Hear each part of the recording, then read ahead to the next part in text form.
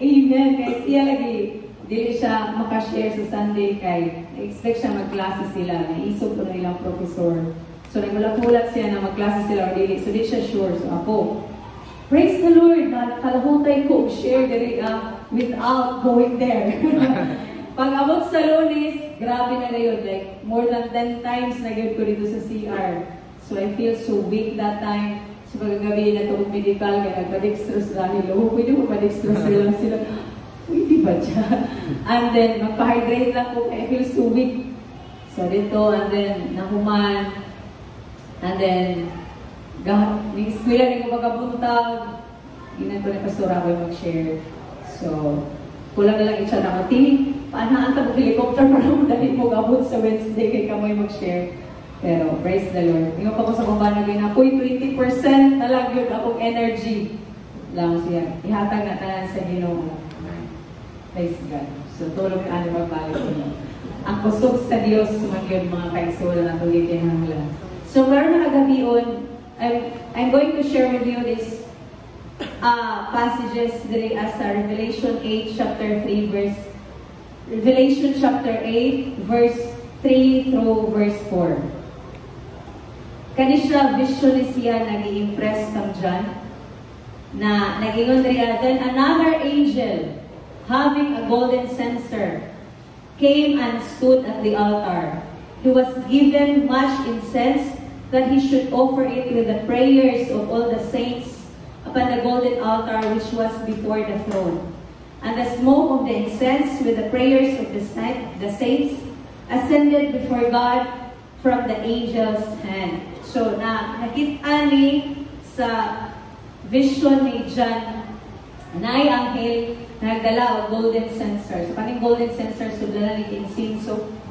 O kaning insinso lang pa diri ang angel na siya'y trabaho diri. Dala og golden censer na gisudlan og insinso with the prayer of all the saints. So mo na iyahang dala na iyahang i-ascend, no? Iyahang ipasaka sa gingharian sa Dios. Dito atubangan sa Ginoo before God gikan sa iyang mama mo. So kung tanaw ni ang akong focus kayo kagabi mga kaigsunan is about prayer.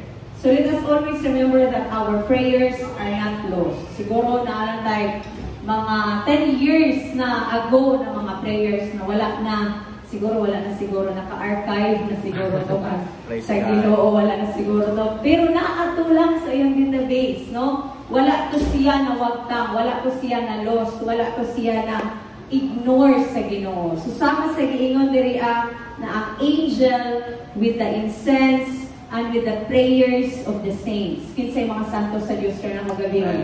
Praise the Lord. So, ang mga pag-ampo sa iyang mga anak, wala sa Dios gi-ignore mga kaigsunan. Iya kining gitapo together with the incense dihaa sa kamot sa anghel. So, kung tanaw na the church is actually naana ni siya sa mga future na mga events, no? But it can be applicable also sa ato ang panahon karon. Kay everyday kita nagaampo. Moments sa itong kinabuhi, gaampo kita. Na atay mga petitions sa itong kasing-kasing, na atay mga intercession na sa itong kasing-kasing, na atong i-offer sa Ginoo, mga prayers, mga requests na atong i-offer sa Dios. So, kani siya applicable sa atong adlaw-adlaw ng kinabuhi. Na dili ta makaingon na atong mga pag-ampo di ay gidaas sa Ginoo, iyahan lang di ay gikalimtan. But let us remember that the angel of the Lord is busy carrying our prayers with the incense, no? Ascending before the Lord or offering it before God. So, kung tanaw na mga kaigsunan, dili kung ordinary lang ang isudlan sa insinso o pag-ampo. Duha ang gidala sa angel. Insinso na gisulod sa golden censer o pag-ampo sa mga saints. Atong mga prayers na dito. Pipila na ka-years old. Sa mga future generations na mga prayers, dito gisulod, dito kauban sa kamot sa angel. Iyahang gidala o iyang kining i-ascend before God. So, ang gisudlan sa insinso, mga kaigsunan, is gold. Kung atong tanaw ng gold, it's pure, no? Makita nato ang tinuod, authentic, ang pure na beauty sa gold kung i-refine siya sa fire. Dili lang yun siya ingon na, ay gold, diretso na dayon na ito pag gamit, but i-refine pa ni siya, maagi pa ni siya proseso sa purification, aron mugawas iyang tinuod na beauty, aron mugawas iyang authenticity, na flawless siya. Itong mga other metals na ni pikit ani gold is mawala siya, matangtang siya kung i-refine siya sa fire. So with our prayers, no, makaingon siguro ta dugay ni abot tungod kay gipa-refine pa ni sa Dios sa fire. Siguro na yung mga wrong motives or mga other metals na nakapikit aning gold nato na prayer at tubangan sa Dios. So, aron matangtang kaning mga wrong motives, aron mugawas iyang tinuod yun na beauty sa atong prayer, ipa-refine pa ni sa fire at tubangan sa iyang presensya. Unsa may fire is the Word of God. So, ipa-refine pa ni pagmaayos sa pulong sa Dios. Aron ang atong faith din na mas makitaan, no? Ang tinuod na authenticity sa motibo sa atong kasing-kasing. Nganong giampo manato ni at tubangan sa Dios. So, klase-klase siguro tag prayers, personal, jaoy, relational, na ay sa trabaho, na ay klase-klase. Even sa church, karon na niya mag-prayer ko. So, tanaw na ito, na naay mga prayers na ito, nabalik ko na po na wala siguro pa matubag sa Diyos, pero nakabati ang Diyos. Di tama yun na mag-ampo ko o permi ang makabati ang Diyos. No. Kay ang Diyos, bisan pa wala na ito abli at tumbak-bak, makita ang Diyos, nasayod ang Diyos. So, the more na ang Diyos mas masayod, the more ang senses na ma-perceive sa Diyos itong prayer kung abli na gina itong bakba. Okay. Gawas sa itong una-una, ni abli pa itong bakba, ni declare pa itong kasing-kasing. So, kung tanaw na ito, dili tama yun na mag-ampo, taan, makabati ang Diyos. Ako na rin sigurong i-share sa inyo kung adong-dumong, sure po, adong-dumong, sa si Saturday, ako i-share ninyo na persistent prayer is not about praying in order for God to hear us. No? But persistent prayer is about praying in order to hear from God. So, ang pag-ampo o permanente, consistent, persistent, no, dili aron makabati ang Dios, kay ang Dios makabati na yun na, masayod na yun na daan, sa unahan pa nato nakita na yudaan pa sa Dios. Pero mag-ampo kita persistently aron makabati ta pag maayo pa sa Dios. So, gold mga kaigsunan ang isudlan sa insenso with the prayer of the saints. Gaya na nag-meditate ko gaya ng mga alas 6 pa ko di-meditate. Bagat si Kara na ako kung mga bata kay Mama. Kaya wala may ka na yung si Parit na ro. Kasi pagmulay ko bro, manulod gadget sila. So, praise the Lord na ay di-impressed ang ginoon ako na okay, na ay pero wala din ako si Kari ang mga bata. Kuha to siya kanya, symbolic lang siya. Metaphora siya. Wala kayo, dili literal. Praise the Lord.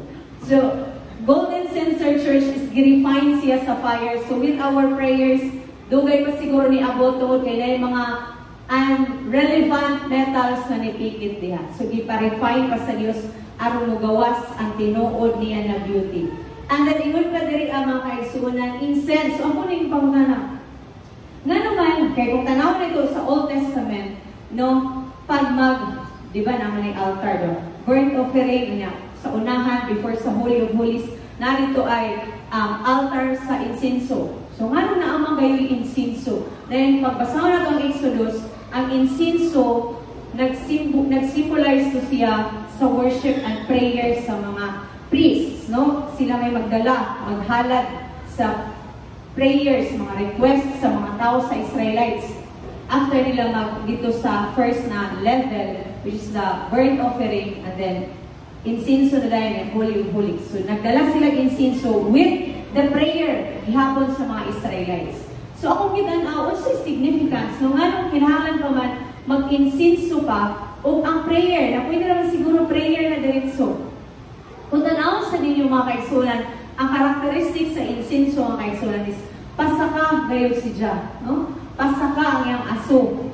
So it means, mga kaigsuonan, that our requests, no, our prayers always ascend to the throne of God. Pasaka gayud siya. Walay nausik na mga pag-ampo nato. Padulong gayud ang iyang direction dihaa sa gingharian sa Dios. Wala ta siguro kung tanawin niyo ang aso, ang iyaha gyud anang direction is pasaka gayud siya. Wala kita gasuna pinalaon diri siya sa ubos. Pasaka ang direction gyud sa aso. The same sa atong prayer. Every time we open our mouth, every time we present our request diha sa Ginoo, ang Dios nakabati o padulong gayud sa iyang gingharian. Especially na gayud kung sincere ang kasing-kasing sa nag-ampo, mga kaigsuonan. Ug labaw sa tanan kung gitawag pagyud na kanang nagpray is saint, no, child of the Lord. So another thing na akong na-learn diri as sa verse, as sa passage, mga kaigsuonan, is kani the golden altar. Diri ba? He was given much incense, on angel gitagag mga insinso, gibutangan ang iyang golden censer aron mag-offer siya o i-offer niya sa Ginoo with the prayer of the saints upon the golden altar. So iyahaning ihalat, iyahaning i-present diha as sa golden altar sa Dios. So this golden altar is mangutana ta asa man ning golden altar. So sa applicable ni sa tuang daily life, no? Sa tuang daily walk kaning golden altar is dili yun ni literal na mag-altar kita sa atong balay. Pangutangan niya itong bulak o kanang mga symbols na naa diri ang presensya sa Dios. Bible. Pwede sa imong table, butan imong flower o Bible, pero dili yun nato siya i-consider kaning giingon diri na golden altar na literal yun siya na altar church. But kaning golden altar diri mga kaigsuonan, this is where, no? This is a place where we meet God. So kung diin ta nag-meet sa Dios, kung diin ta naka-encounter sa iyang presensya in prayer, that is your golden altar. So diha siguro sa imong kananan, diha siguro sa imong sala, diha siguro sa imong kwarto, diha sa imong opisina, or asa ka nag-ingkod, or asa ka na lugar na imuhang gibutang imuhang galingon na nakikhimamat ka sa Dios, na na-meet nimo ang Ginoo in prayer, anaa diha ang imuhang golden altar. So sa ako nang giingon, sa akong i-share sa akong bana, no, kay mamati na ko mga preaching sa online sa. So naa dito ay sa kapastor na he was praying for a rifle, na hunting yan siya na rifle. And then nag-save siya money kay para makapalit siya og rifle, pang-hunt niya na rifle. And then, so nag-save siya, kailangan to niya ka bulan, tiguman, kaya para magpalit siya og rifle. Kaya desire siya kasing-kasing ang rifle, yan lang bang leisure lang niya ba? And then, naniabot ang mga needs. So, dyan ay mga needs, normal, everyday needs. So, ingon niyang asawa na atay panginahanglanon. Basi, pwede ang rifle. Ingon daw iyang bala na nagpili siya whether i-provide, lipayon niya iyang kaugalingon, pinaagi sa pagpalit sa iyang rifle, or lipayon niya iyang asawa, pinaagi sa pag-provide sa needs, sa iyang savings na pang-rifle. So, gipalit, gitagbo yun niya ang needs sa katong ilahang mga bills gibayaran niya. Sa savings niya para sa iyang rifle. And then pagka-Sunday, nag-preach siya, dili yun ikitay pagkaumabat. Pag-abot sa Sunday, nag-preach siya, tawag siya sa one of their churchmates. Nalain mo na sila, kaya dili sila magpastor. Tawag raw, Sam daw. Gitawag tong pastor sa iyang first name, i-address. Dalig sa, ganang mag-rifle? Oh, grabe ka, direct ang offer sa iyang membro na niingon na ganang mag-rifle at tagbalay. Diyan ako yakag sa imo na hunting rifle. So, grabe yun ka, exact ang iyahang i-pray. Actually, for leisure ako na to, pero nasayod siya na malipay ang Diyos na malipay sa damang kaigsuonan. So, gitagbo ang iyang need ato. And then, dili lang diha ang message na ako mga kaigsuonan. But ang message din na ako nakutlo sa iyaha is, gikawatan sila sa ilang balay. Diyan mga armas, dili pang patay ko na to, but for self-defense, no? Diyan mga armas, yung mga pipila ka collections. Na rifle tapat. Ang gikawat, tanan armas, ibilin ang rifle. Na hinatag sa iyahang friend. Na kano yung mga armas niya, kung personally purchased yun niya. So, usay, implication nato sa iyahang kasing-kasing.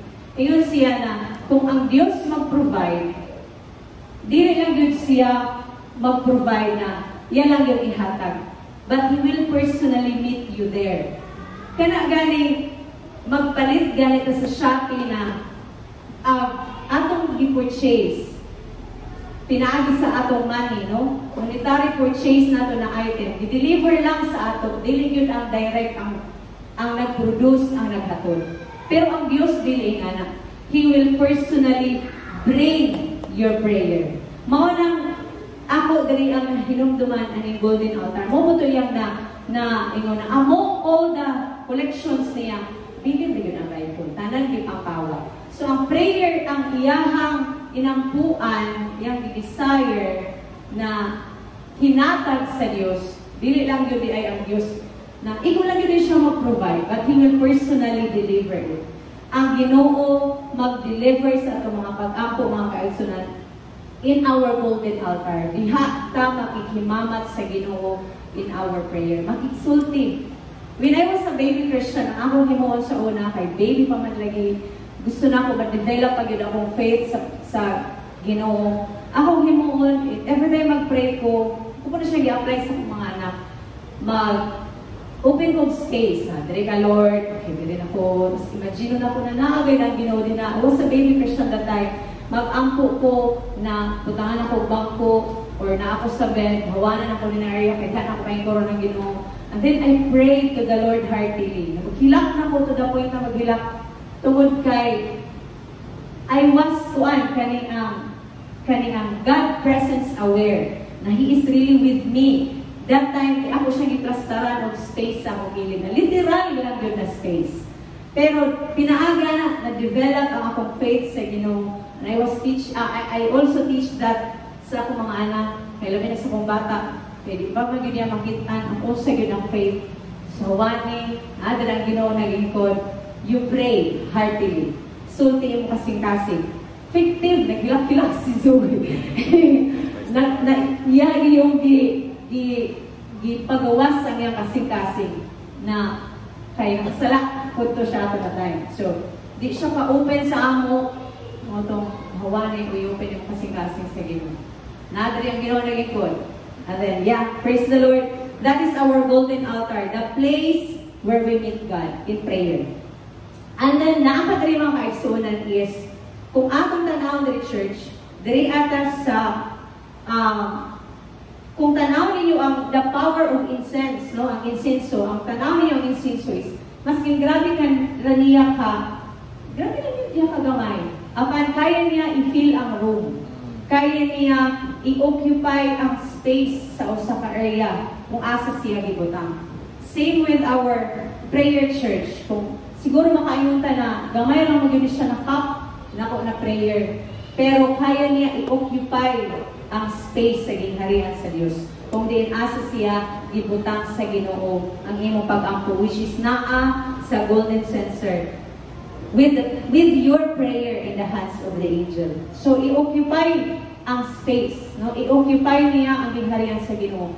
Dili lang dahil ordinary good ang atong prayer, mga kaigsunan. That is why when we are called by God to attend midweek service, avail yun nato atong kaugalingon. Ay kaman imong kalag, kaya may yung pinakakapoy. No? Lunes, Martes, Merkulis, wala ko'y pahuway.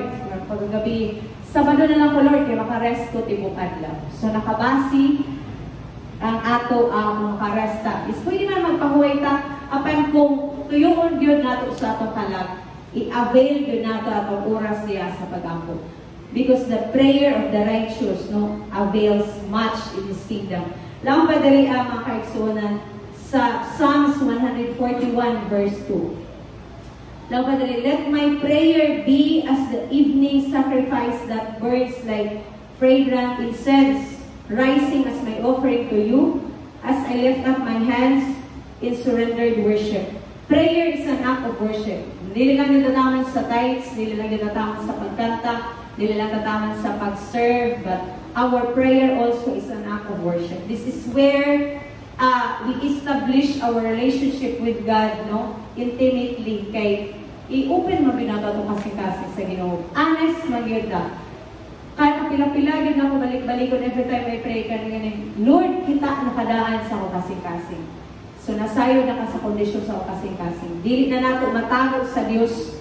Mo bito, kung naatay kahiubos sa sitwasyon or naatay tunok ka sa kalipay tungod sa panghitabo sa itong ginabuhi, ato yun i-share sa Ginoo. Malipay man ta or magsakit man ta, i-open nato ni sa Diyos. Nalipay ko, Lord, kaya nga na ito sa ako ginabuhi. Salamat sa tanan, no? Mo ito akong i-share sa Sunday na do not tap your shoulder and say, maayo imong gibuhat soul, no, dili. And then, ingon pa dari, let my prayer be as the evening sacrifice. Evening sacrifice. Gabi, lisod magsakripisyo pa gabi.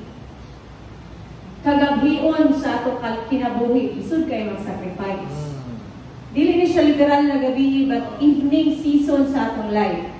Naatas kangit-ngit, emotionally, naatas sa kangit-ngit, mentally, or state sa atong kinabuhi, ang condition sa atong kasing-kasing, ngit-ngit, gabi, lisod mag-sacrifice, church. Apan ingon dere, let my prayer be as the evening sacrifice. So every time we experience evening season sa itong kinabuhi, let us pray. Kayo ba dere, let my prayer be ang atong pag-ampo as the evening sacrifice, susama sa sakripisyo sa kagabion. Lisod yun mag-ampo kung masakitan ta, mga kaigsuunan. Lisod yun ihimamat sa presensya sa Diyos kung naata sa lowest point sa atong kinabuhi. Na nahiubos ta, nabalaka ta, naguol ta, nahadlok ta. Muna ang mga evening season sa atong kinabuhi. Lisod na isakripisyo sa Ginoo. Manan sa church, kalisod, himamat sa iyang presensya. Diba? Offer your body as pleasing sacrifice, a sweet aroma of worship.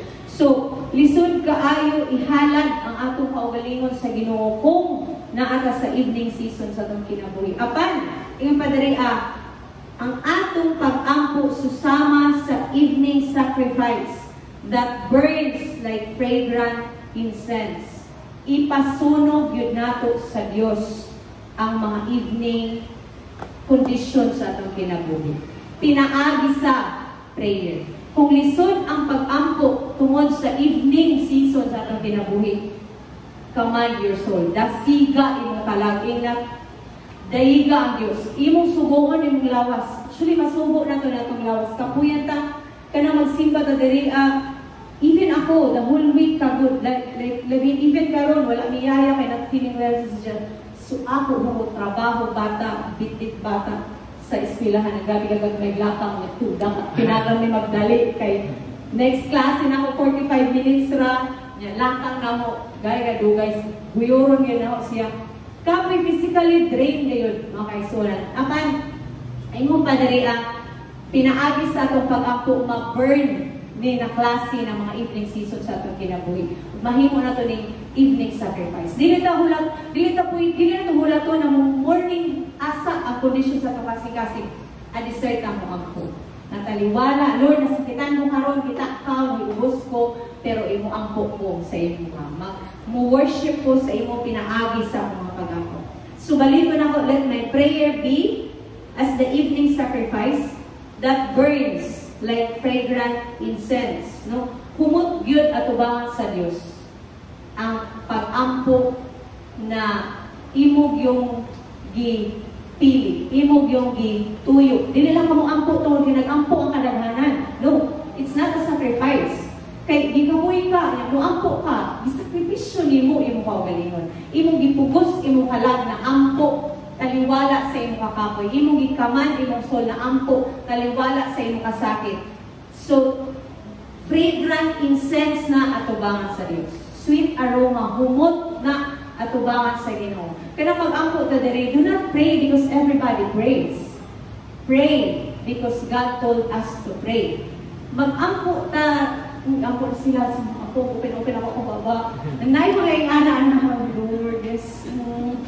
Praise the Lord. Nay mga ingana, ikaman imong halag ampo diha kung unsay gisulti sa imong kasing-kasing. If God told you to pray for your neighbors, iampo si Jamal wala man sa giingon sa naglid. Hala iampo kay tugay na siya sa gibutang siya sa imong kasing-kasing. Wala diri nag-state og kani ang i-pray apan na ay abot sa imong una imuhang mga ginikan. Pray for them or bisan sa imong kauban sa trabaho. Kung kinsa man ning abot sa imong una, pray for these people. Ayaw hulata na ay wala man giingon so din lang ako ni apilon. No. So ampo ta tungod kay kung even in the evening season sa atong kinabuhi through prayer mga kaigsunan, we can bring fragrant incense before the Lord, rising as my offering to you as I lift up my hands in surrendered worship. Naadoy pag-surrender mga kaigsunan, labi na pag-evening, no? Season sa atong kinabuhi. So naay pag-surrender na Lord, regardless I will pray.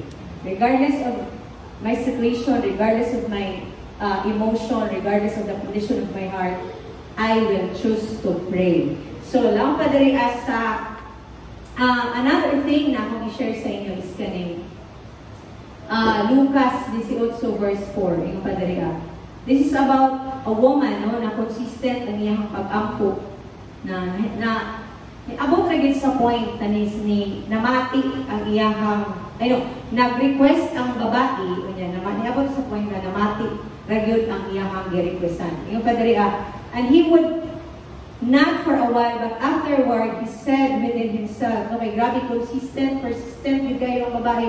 Though I do not fear God nor regard man, yet because of this widow troubles me, I will avenge her, lest by her continual coming she weary me.